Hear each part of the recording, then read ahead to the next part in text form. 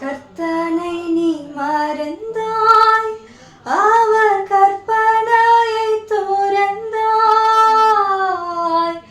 பக்தியின்மை தெளிந்தாய், பொல்லா பாவ வழி திரிந்தாய். புத்தி கெட்ட ஆட்டுக்குட்டியே ஓடிவா, உத்தமமை பனார் கத்தி அழைக்கிறார்.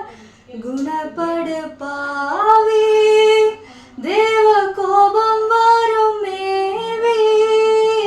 இப்போ குணப்படு பாவி, தேவ கோபம் வரும் மேவி.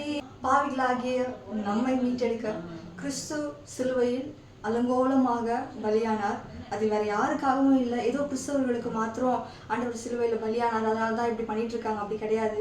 உனக்காகவும் எனக்காகவும் இந்த வீடியோ பார்த்துட்டு இருக்க யாருக்காகவும் இருந்தாலும் சரி, ஆண்டவர் உனக்காகவும் எனக்காகவும் தான் சிலுவையில் பலியானாரு.